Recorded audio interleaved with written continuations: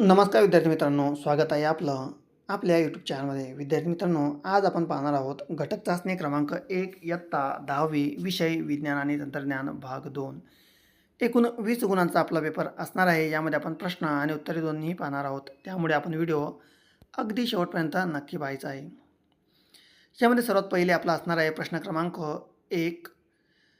दिलेल्या पर्यायांपैकी योग्य पर्याय निवडा व त्याचे पर्यायाचे वर्णाक्षरामध्ये लिहायचं आहे.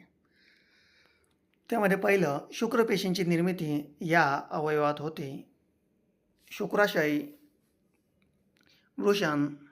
तर याचं उत्तर आहे ऑप्शन क्रमांक बी म्हणजेच वृषण. डॅश ही पहिली बुद्धी विकसित झालेला मानव म्हणता येईल. तर उत्तर ऑप्शन क्रमांक ए. यानंतर 3. पेशी प्रद्रव्यपटल तयार करण्यासाठी डॅशच्या रेणूची आवश्यकता असते. तर याचं उत्तर ऑप्शन क्रमांक बी. यानंतर प्रश्न क्रमांक 1 व त्यामधील ब. खालील उपप्रश्न सोडवा. त्यामध्ये पहिलं, सहसंबंध लिहा. अतिरिक्त मंडले निदलपुंज आणि दलपुंज. आवश्यक मंडले पुमंग आणि जायांग. यानंतर 2. वेगळा घटक ओळखा. शिराविन्यास, बियांचा आकार, पर्णदेठ, पानांची रचना. तर यामध्ये ऑप्शन क्रमांक 2 म्हणजेच बियांचा आकार हे याचं काय आहे तर वेगळा घटक आहे. यानंतर प्रश्न क्रमांक 2.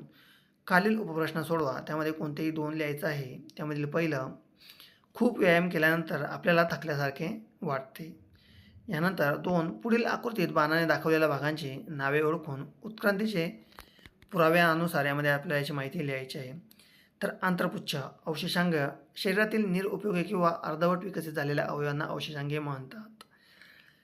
खालील उपप्रश्न सोडवा. कोणतेही 2. एका विवाहित जोडप्यास आवश्यक त्या तपासण्या केल्यानंतरही अपत्य होत नाहीयेत. त्यामुळे येणाऱ्या अडचणी लक्षात घेता कोणते उपाय सुचवा. 2. जावद मोलाई पायंगांच्या गोष्टीतून आपणास काय बोध मिळतो. यानंतर 3.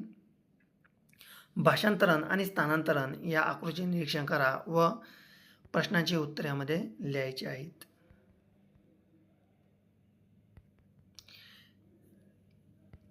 यानंतर आपण व्हिडिओ पॉज करायचा आहे व यावर विचारलेले प्रश्न हे व्यवस्थितपणे यामध्ये आपण वाचायचे व सर्व प्रश्नांची उत्तरे आपण लिहायची आहेत.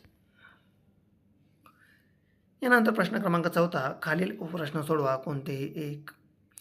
शरीराच्या वाढ व विकासासाठी सर्व जीवन प्रक्रिया मोलाचे योगदान कसे देतात.